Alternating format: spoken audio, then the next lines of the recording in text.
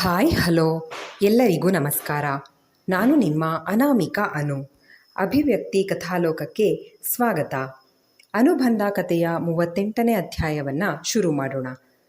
ಇಬ್ಬರು ಸಣ್ಣ ಮಕ್ಕಳ ಹಾಗೆ ಒಬ್ರನ್ನೊಬ್ಬರು ಎಳ್ದಾಡ್ತಾ ಮೆಟ್ಟಿಲಿಳಿತಾ ಇರೋದನ್ನು ಕಂಡು ಜಾನಕಿಯವರು, ನೋಡಿಯತ್ತೆ ನಮ್ಮ ಸೂರಜ್ನ, ಮೊದಲೆಲ್ಲ ಮಾತೆತ್ತಿದ್ರೆ ಶಿಸ್ತು ನಿಯಮ ಅಂತಿದ್ದ. ಈಗ ಸಾನ್ವಿ ಜೊತೆ ಸೇರಿ ತಾನೇ ಸಣ್ಣ ಹುಡುಗನ ಥರ ಆಗ್ಬಿಟ್ಟಿದ್ದಾನೆ. ನಗುತ್ತಾ ದೂರ ಹೇಳಿದ್ರೆ ದುರ್ಗಾದೇವಿಯವರು ಸಹ ನಗುತ್ತಾ, ಅದಕ್ಕೆ ಜಾನಕಿ, ನನಗೆ ಆ ಮಗು ಅಂದರೆ ಏನೋ ಒಂಥರ ಇಷ್ಟ. ಅವಳಿರೋ ಕಡೆ ಯಾವಾಗಲೂ ಸಂತೋಷ, ನಗು, ನೆಮ್ಮದಿ ತುಂಬಿರುತ್ತೆ. ಆದರೆ ನಿನ್ನ ಗಂಡ ಮಾತ್ರ ಅದ್ಯಾಕೋ ಆ ಹುಡುಗಿನ ನೋಡಿ ಸುಮ್ಮನೆ ಹುರ್ಕೋತಾನೆ. ಅದಾಗ ಅವನಿಗೆ ಸ್ವಲ್ಪ ಬುದ್ಧಿ ಹೇಳು ಎಂದರು. ನಾನು ನಿಮ್ಮ ಮಗನಿಗೆ ಬುದ್ಧಿ ಹೇಳೋದಾ ಅತ್ತೆ? ತಮಾಷೆ ಮಾಡೋಕ್ಕೂ ಒಂದು ಮಿತಿ ಇರಬೇಕು. ಸರಿ ಬಿಡಿ, ಮಕ್ಕಳು ಬಂದರು, ಈ ಬಗ್ಗೆ ಆಮೇಲೆ ಮಾತಾಡೋಣ ಅಂತ ಹೇಳಿ ಊಟವಾಗದ ಸಾನ್ವಿ ಮತ್ತು ಅವರಿಗೆ ತಟ್ಟೆ ಹಾಕಿ ಊಟ ಬಡಿಸಿದ್ರು.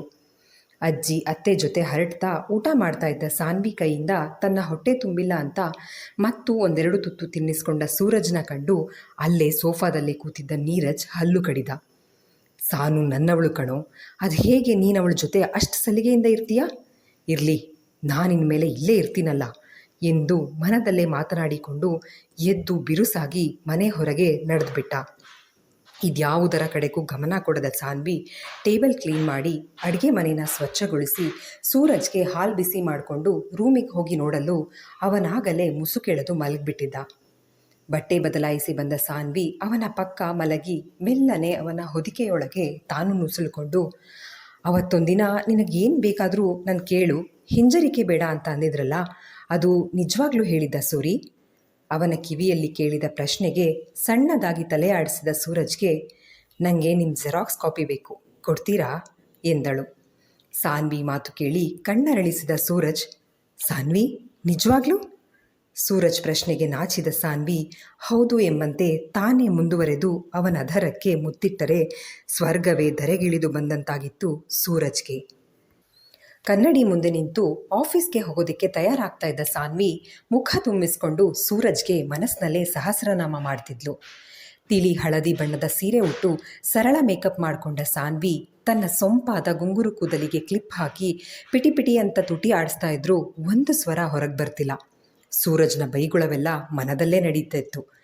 ತಾನು ರೆಡಿ ಆಗ್ತಾ ಇದ್ದ ಸೂರಜ್ ಇದನ್ನು ಗಮನಿಸಿ ಅವಳನ್ನು ಹಿಂದಿನಿಂದ ಅಪ್ಕೊಂಡವನು, ಏನೇ ಅದು ಇಲಿಮರಿ, ಆಗ್ಲಿಂದ ಮನಸ್ಸಿನಲ್ಲೇ ಏನೋ ಜೋರಾಗಿ ಮಾತಾಡ್ಕೋತಾ ಇದೀಯಾ?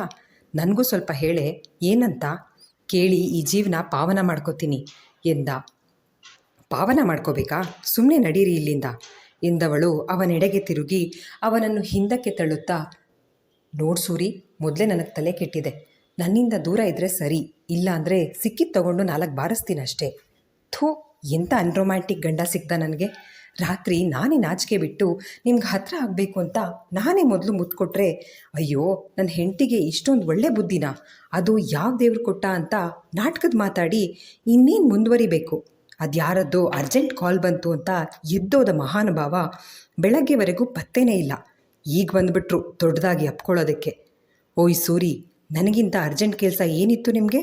ರಾತ್ರಿ ಎಲ್ಲ ನಿದ್ರೆ ಮಾಡದೆ ಗೂಬೆ ಥರ ಎದ್ದಿದ್ನಲ್ಲ, ಒಂದು ಕಾಲ್ ಮಾಡಿ ಬರೋದು ಲೇಟ್ ಆಗುತ್ತೆ, ಮಲ್ಕೋ, ನನಗೋಸ್ಕರ ವೆಯ್ಟ್ ಮಾಡಬೇಡ ಅಂತ ಹೇಳೋಕ್ಕಾಗಲಿಲ್ವಾ?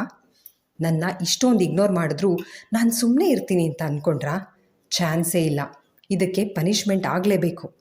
ಅದಕ್ಕೆ 1 ವಾರ ನಾನು ನಿಮ್ಮ ಜೊತೆ ಮಾತಾಡಲ್ಲ.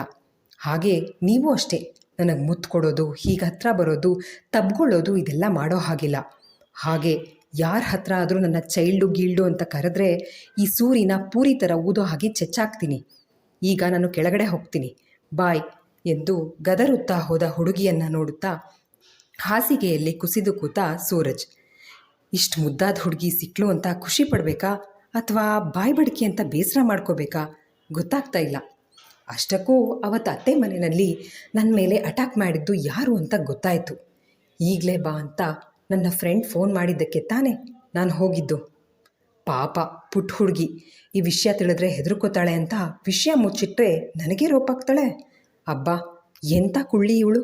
ಟೈಮ್ ಬೇಕು ಅಂತ ಇಷ್ಟು ದಿನ ನನ್ನಿಂದ ದೂರ ಇದ್ಲು, ಅದಕ್ಕೆ ಒಂದಿನಕ್ಕಾದರೂ ನಾನು ಕೋಪ ಮಾಡ್ಕೊಂಡ ಇಲ್ವಲ್ಲ?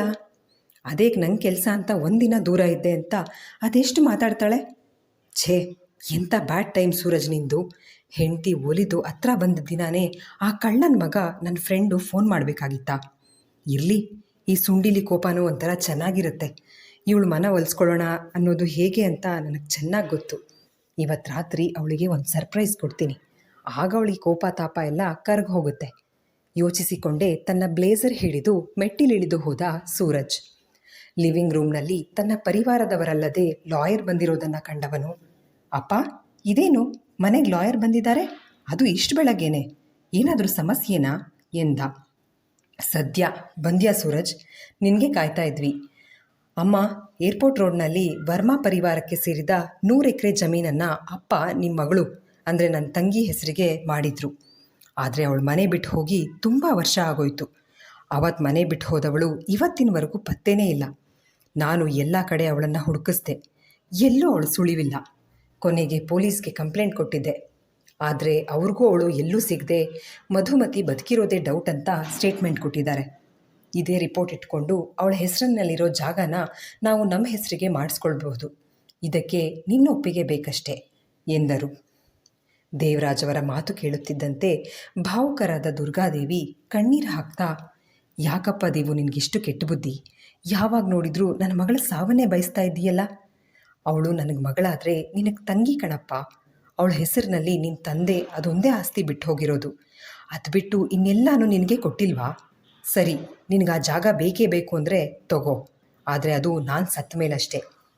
ಯಾಕಂದರೆ ನಾನು ಬದುಕಿರೋವರೆಗೂ ನನ್ನ ಮಗಳು ಬಂದೇ ಬರ್ತಾಳೆ ಅಂತ ಕಾಯ್ತೀನಿ ಎಂದು ಹೇಳುತ್ತಾ ಬಿಕ್ಕಿ ಬಿಕ್ಕಿ ಅಳ್ತಾ ಇದ್ದ ಅಜ್ಜಿಯ ಕಣ್ಣುಗಳನ್ನು ತನ್ನ ಸೆರಗಿನಿಂದ ತೊಡೆದು ಅವರಿಗೆ ಕುಡಿಯಲು ನೀರು ಕೊಟ್ಟ ಸಾನ್ವಿ, ಅಜ್ಜಿ ಪ್ಲೀಸ್ ಇಷ್ಟೊಂದು ಎಮೋಷ್ನಲ್ ಆಗಬೇಡಿ, ನಿಮ್ಮ ಆರೋಗ್ಯಕ್ಕೆ ಒಳ್ಳೆಯದಲ್ಲ. ಸೂರಜ್ ನೀವೇ ಹೇಳಿ, ಅಜ್ಜಿ ಈಗೆಲ್ಲ ಹತ್ತಿರ ನಮಗೆಲ್ಲ ಬೇಜಾರಾಗುತ್ತೆ ಅಂತ ಎಂದಳು. ಬಾಯಿ ಮುಚ್ಚಮ್ಮ ಸಾಕು. ಅವಳ ಮಾತು ಕೇಳಿ ಕೋಪದಲ್ಲಿ ಕಿರುಚಿದ ದೇವರಾಜ್ ಅವರ ಕೈನಲ್ಲಿದ್ದ ಫೈಲ್ನ ಸಾನ್ವಿ ಮುಖದ ಮೇಲೆ ಎಸ್ದು, ದರಿದ್ರದವಳು ಎಲ್ಲ ವಿಷಯಕ್ಕೂ ಮೂಗು ತೂರಿಸ್ಕೊಂಡು ಬರ್ತಾಳೆ. ನೋಡೆ ಹುಡುಗಿ, ನನ್ನ ಹಿರಿ ಮಗನಿಗೆ ಅವರ ಮಾವನ ಮನೆ ಕಡೆಯಿಂದ ಕೈ ತುಂಬ ಚರಾಸ್ತಿನ ಸ್ಥಿರ ಆಸ್ತಿಗಳು ಸಿಕ್ಕಿವೆ. ನಾವು ವರದಕ್ಷಿಣೆ ಅಂತ ಕೇಳಿದ್ದಲ್ಲ, ಅವರಾಗೆ ನಮ್ಮ ಸ್ಟೇಟಸ್ ನೋಡಿ ಕೊಟ್ಟಿದ್ದು ಅಲ್ವಾ ನೀತಾ ಎಂದು ದೊಡ್ಡ ಸೊಸೆಗೆ ಪ್ರಶ್ನೆ ಮಾಡಿದ್ದಕ್ಕೆ ಹ್ಞೂ ಅಂತ ಸೋಫಾ ಮೇಲೆ ಕೂತಿದ್ದ ನೀತಾ ತಲೆ ಆಡಿಸಿದ್ಲು. ನೋಡಿದ್ಯಾ ಸಾನ್ವಿ, ಅವಳೆಲ್ಲಿ ನೀನೆಲ್ಲಿ? ಅವಳಿಗೀಗ ಆ ಜಾಗದ ಅವಶ್ಯಕತೆ ಇದೆ. ಅದನ್ನು ಅವಳಿಗೆ ನಾನು ಕೊಡ್ತೀನಿ ಅಂತ ಪ್ರಾಮಿಸ್ ಮಾಡಿದ್ದೀನಿ. ಮಧ್ಯೆ ನಾನೇ ದೊಡ್ಡ ಸಾಚ ಅಂತ ನೀನು ಮಾತಾಡ್ಕೊಂಡು ಬರಬೇಡ. ನಾಚಿಕೆ ಬಿಟ್ಟು ನನ್ನ ಮಗನ ಮನೆಗೆ ನಿಮ್ಮನೆಯವರನ್ನು ತಂದಿಟ್ಟಿಲ್ವಾ ನೀನು ಎಂದರು. ಅಪ್ಪ ಸ್ಟಾಪ್ ಇಟ್. ಸಾನ್ವಿನ ಹಂಗಿಸುತ್ತಾ ಮಾತನಾಡುವುದನ್ನು ಕಂಡು ಅಬ್ಬರಿಸಿದ ಸೂರಜ್, ಸಾಕು, ಇನ್ನೊಂದೇ ಒಂದು ಮಾತು ನನ್ನ ಸಾನು ಬಗ್ಗೆ ಆಡಿದ್ರೆ ನೀವು ನನ್ನ ತಂದೆ ಅನ್ನೋದನ್ನು ಮರಿಬೇಕಾಗತ್ತೆ. ಸಾನ್ವಿ ನಿಮ್ಮ ಮನೆಯವರೇನು ನಿಮ್ಮ ಅಪ್ಪನ ಆಸ್ತಿಯಲ್ಲಿ ಇಲ್ಲ, ಅದು ನನ್ನ ಮನೆ. ನಾನು ಯಾರಿಗಾದರೂ ಕೊಡ್ತೀನಿ, ಅದರಲ್ಲಿ ಯಾರು ಬೇಕಾದರೂ ಇರ್ತಾರೆ ಎಂದ ಸೂರಜ್. ಸೂರಿ ಪ್ಲೀಸ್, ಮಾವ ನನ್ನ ಬಗ್ಗೆ ಏನೋ ಹೇಳಿದ್ರು ಅಂತ ನೀವು ವಿಷಯನ ಎಲ್ಲಿಂದ ಎಲ್ಲಿಗೋ ತೊಗೊಂಡು ಹೋಗೋದು ಬೇಕಾಗಿಲ್ಲ. ಹಾಗೆ ಮಾವ, ನಿಮಗೂ ಒಂದು ಮಾತು ಹೇಳ್ತೀನಿ ಕೇಳಿ. ನಾವು ಬಡವರಿರಬಹುದು, ಹಾಗಂತ ನಿಮ್ಮ ಮಗನ ಮನೆಯಲ್ಲಿ ನನ್ನ ಅಪ್ಪ ಅಮ್ಮ ಏನು ತಿಂತಾ ಇಲ್ಲ. ಆ ಮನೆಗೆ ಇವರು ಬಾಡಿಗೆ ತಗೋತೀನಿ ಅಂದಮೇಲೆ ನಾವು ಅಲ್ಲಿಗೆ ಶಿಫ್ಟ್ ಆಗಿದ್ದು. ನಮಗೆ ಈ ಹಣ ಆಸ್ತಿಗಿಂತ ಸ್ವಾಭಿಮಾನ ಮುಖ್ಯ. ಅಜ್ಜಿ ನೀವು ಅಷ್ಟೇ, ಹೀಗೆಲ್ಲ ಅಳೋದು ಬಿಟ್ಟು ನಿಮ್ಮ ಮಗಳ ಬಗ್ಗೆ ಸ್ವಲ್ಪ ಹೇಳ್ತೀರಾ? ಅವ್ರು ಯಾರು, ಅವ್ರು ಯಾವಾಗ ಯಾಕೆ ಮನೆ ಬಿಟ್ಟು ಹೋದರು, ವಿಷಯ ಗೊತ್ತಾದರೆ ಅವರನ್ನು ಹುಡ್ಕೋಕೆ ನಾವೆಲ್ಲ ಟ್ರೈ ಮಾಡಬಹುದು ಅಲ್ವಾ ಸೂರಿ ಎಂದಳು. ಹೌದು ಅಜ್ಜಿ, ಸಾನು ಹೇಳ್ತಾ ಇರೋದು ಸರಿ ಇದೆ. ನಾನು ನೋಡ್ತಾನೇ ಇದ್ದೀನಿ, ಮಗಳು ಮಗಳು ಅಂತ ಅಳ್ತೀರಾ. ಅಂದರೆ ಅಷ್ಟು ಬಿಟ್ಟು ಅದ್ರ ಬಗ್ಗೆ ಇನ್ನೇನು ಮಾತಾಡಲ್ಲ ಯಾಕಜ್ಜಿ ಎಂದ. ಸೂರಜ್ ಪ್ರಶ್ನೆ ಕೇಳಿ ಗಹಗಹಿಸಿ ನಕ್ಕ ದೇವರಾಜ್, ಇನ್ನೇನು ಮಾಡ್ತಾರೆ, ಸೈಲೆಂಟ್ ಆಗೇ ಇರಬೇಕು. ಅದು ಬಿಟ್ಟು ಇನ್ನೇನು ತಾನೇ ಮಾಡೋಕ್ಕಾಗತ್ತೆ ಅಂತ ಘನಂದಾರಿ ಕೆಲಸ ಮಾಡ್ತಾನೆ ಮಾಡಿದ್ದವಳು ಎಂದರು. ಮಗನ ಮಾತಿನಿಂದ ಕೋಪ ನೆತ್ತಿಗೇರಿತ್ತು. ಹಲ್ಕಚ್ಚಿ ಸುಮ್ಮನಿದ್ದ ದುರ್ಗಾದೇವಿ ತಮ್ಮೆದುರಿನಲ್ಲಿ ಮಂಡಿ ಊರಿ ಕೂತಿದ್ದ ಸಾನ್ವಿ ಸೂರಜ್ ತಲೆ ಸವರ್ತಾ, ನನ್ನ ಮಗಳ ಬಗ್ಗೆ ನಾನು ಹೆಚ್ಚಾಗಿ ಎಲ್ಲೂ ಮಾತಾಡಲ್ಲ. ಯಾಕಂದರೆ ಅವಳು ನನ್ನ ಮನಸ್ಸಿಗೆ ತುಂಬ ನೋವು ಕೊಟ್ಟಿದ್ಲು. ಅವಳ ಮೇಲೆ ನನಗೆ ಕೆಂಡದಂಥ ಕೋಪ ಇತ್ತು. ಆದರೆ ಸೂರಿ, ನೀನು ನನ್ನ ಕಣ್ ತೆರೆಸ್ದೆ, ಅದಕ್ಕೆ ಕಣಪ್ಪ ನಿನ್ನ ಮದುವೆ ಆದಾಗಿನಿಂದ ನನ್ನ ಮಗಳ ನೆನಪು ಹೆಚ್ಚು ಕಾಡೋಕ್ಕೆ ಶುರುವಾಗಿದ್ದು. ನಾನು ಅವಳನ್ನು ಕಡೇ ಸಲ ನೋಡಿದ್ದು ದೇವಸ್ಥಾನದಲ್ಲಿ. ಆಗ ಅವಳು ತುಂಬು ಗರ್ಭಿಣಿ. ಪಾಪ, ಎಷ್ಟು ಪ್ರೀತಿಯಿಂದ ಅವಳೇ ನನ್ನ ಹತ್ರಕ್ಕೆ ಬಂದು ಮಾತಾಡಿಸಿ ಆಶೀರ್ವಾದ ಮಾಡಿ ಅಂತ ಅಂದಿದ್ಲು. ಆಗ ನಿಮ್ಮಪ್ಪ ಅವಳಿಗೆ ಎಷ್ಟು ಅವಮಾನ ಮಾಡ್ದ ಅಂದರೆ ಕಣ್ಣೀರು ಹಾಕ್ಕೊಂಡು ಅವತ್ತು ಹೋದವಳು ಮತ್ತೆ ನನ್ನ ಕಣ್ಣಿಗೆ ಕಂಡೇ ಇಲ್ಲ. ನಿಮ್ಮ ತಂದೆ ಅವಳಿಗೆ ಅಂತ ಒಬ್ಬ ದೊಡ್ಡ ಮನೆ ಸಾಹುಕಾರನ ಸಂಬಂಧ ತಂದಿದ್ದ. ನಾವು ಅವಳ ಇಚ್ಛೆ ಕೇಳದೆ ನಮ್ಮಷ್ಟಕ್ಕೆ ನಾವೇ ಒಪ್ಪಿಗೆ ಕೊಟ್ಬಿಟ್ವಿ. ನಿಶ್ಚಿತಾರ್ಥದ ದಿನ ಬೆಳಿಗ್ಗೆ ಅವಳಿಗೆ ವಿಷಯ ತಿಳಿಸಿದ್ದು ನಾವು. ಆಗ ಅವಳು ವಿರೋಧ ಮಾಡಿದ್ಲು. ನಾನು ಬ್ಯಾಂಕ್ನಲ್ಲಿ ಕೆಲಸ ಮಾಡ್ತಾ ಇರೋ ಒಬ್ಬ ಹುಡುಗನನ್ನ, ಮಹೇಶ್ ಅಂತ, ಅವನನ್ನು ಇಷ್ಟಪಡ್ತಾ ಇದ್ದೀನಿ ಎಂದ್ಲು. ಅವನು ಮಿಡಲ್ ಕ್ಲಾಸ್ ಹುಡುಗ. ಅವನನ್ನು ಮದುವೆ ಆದರೆ ನೀನು ಸಂತೋಷವಾಗಿರಲ್ಲ, ನಾನು ನೋಡಿರೋ ಹುಡುಗನನ್ನೇ ಮದುವೆ ಆಗಬೇಕು ಅಂತ ಹಠ ಹಿಡ್ದ ದೇವು. ಅಣ್ಣನ ಮಾತಿಗೆ ಸರಿ ಅಂತ ಒಪ್ಪಿಗೆ ಕೊಟ್ಟು ನಿಶ್ಚಿತಾರ್ಥಕ್ಕೆ ಮೊದಲು ದೇವಸ್ಥಾನಕ್ಕೆ ಹೋಗಿ ಬರ್ತೀನಿ ಅಂತ ಹೋದವಳು ಹಿಂತಿರುಗಿ ಬಂದಿದ್ದು ಆ ಮಹೇಶನ ಕೈನಲ್ಲಿ ತಾಳಿ ಕಟ್ಟಿಸ್ಕೊಂಡು. ನನಗೆ ನಿಮ್ಮ ತಾತನಿಗೆ ಎಂಥ ಆಘಾತ ಆಯಿತು ಗೊತ್ತಾ? ಅದೇ ಕೋಪದಲ್ಲಿ ಅವಳು ನಮ್ಮ ಪಾಲಿಗೆ ಸತ್ತೋದ್ಲು ಅಂತ ಅವಳನ್ನು ಮನೆಯಿಂದ ಹೊರಗಡೆ ಕಳಿಸ್ಬಿಟ್ವಿ. ಅವಳದ್ದಲ್ಲೇ ಕೊರಗಲಲ್ಲಿ ನಿಮ್ಮ ತಾತ ಹಾಸಿಗೆ ಹಿಡಿದಿದ್ದು. 2 ವರ್ಷ ಸಾಕಷ್ಟು ಅನುಭವಿಸಿ ಕೊನೆ ಉಸಿರಿಳಿದ್ರು. ಆವಾಗಲಿಂದ ನನಗೆ ಅವಳ ಮೇಲಿನ ಕೋಪ ಇನ್ನೂ ಹೆಚ್ಚಾಯಿತು. ನನ್ನ ಗಂಡನ ಸಾವಿಗೆ ಕಾರಣ ಆದ ಮಗಳು ನನ್ನ ಪಾಲಿಗೆ ಇಲ್ಲವೇ ಇಲ್ಲ ಅಂತ ಅವಳ ಹೆಸರನ್ನು ಈ ಮನೇಲಿ ಎತ್ತಬಾರ್ದು ಅಂತ ತೀರ್ಮಾನ ಮಾಡಿದೆ. ಎಷ್ಟೋ ವರ್ಷದ ನಂತರ ಈ ಮನೆಯಲ್ಲಿ ಮತ್ತೆ ಮದುವೆ ಅನ್ನೋ ಸಂಭ್ರಮ. ಅದಾದಮೇಲೆ ನಿನ್ನ ಮದುವೆಯಲ್ಲಿ ನೀನು ಕೊನೆ ಕ್ಷಣದಲ್ಲಿ ಸಾನ್ವಿಗೆ ತಾಳಿ ಕಟ್ಟಿದ್ದು ನೋಡಿ ಆಗ ನನಗೆ ಅರ್ಥ ಆಯಿತು. ಕೆಲವು ಸಲ ಪ್ರೀತಿನ ಗೆಲ್ಸೋಕೆ ನಾವು ಯಾವ ದಾರಿ ಹಿಡಿದ್ರೂ ಅದು ತಪ್ಪಲ್ಲ ಅಂತ. ನನ್ನ ಮಗಳು ತಪ್ಪು ಮಾಡಿದ್ದು ನಿಜ, ಆದರೆ ಅದಕ್ಕೆ ನಾವು ಅಷ್ಟೇ ಜವಾಬ್ದಾರರು ತಾನೇ. ಪ್ರೀತಿಸಿದ ಹುಡುಗ ಯಾರು ಏನು ನೋಡದೆ ನಾವು ನೋಡಿದ ಹುಡುಗನನ್ನೇ ಮದುವೆ ಆಗು ಅಂದರೆ ಪಾಪ ಅವಳು ತಾನೇ ಇನ್ನೇನು ಮಾಡಬೇಕಿತ್ತು. ಅದಕ್ಕೆ ನಿಮ್ಮ ಮದುವೆ ದಿನಾನೇ ನಾನು ನನ್ನ ಮಗಳನ್ನು ಮನಸ್ಸಾರೆ ಕ್ಷಮಿಸ್ಬಿಟ್ಟೆ. ಇನ್ನೊಂದು ವಿಷಯ ಏನಂದರೆ, ನನ್ನ ಮಗಳು ನೋಡೋಕೆ ಈ ಸಾನ್ವಿ ಥರನೇ ಇದ್ದದ್ದು. ಇವಳನ್ನು ನಾನು ಮದುವೆ ದಿನಾನೇ ಮೊದಲು ನೋಡಿದ್ದು. ಒಂದು ಕ್ಷಣ ಇವಳು ನನ್ನ ಮೊಮ್ಮಗಳೇನಾ ಅಂತ ಅನ್ನಿಸ್ಬಿಡ್ತು. ಅವಳದ್ದು ಇದೇ ಬಟ್ಟಲು ಕಣ್ಗಳು, ಇದೇ ಗುಂಗುರು ಕೂದಲು. ಆದರೆ ಇವಳಷ್ಟು ಮುಗ್ಧೇ ಇರಲಿಲ್ಲ ನನ್ನ ಮಗಳು.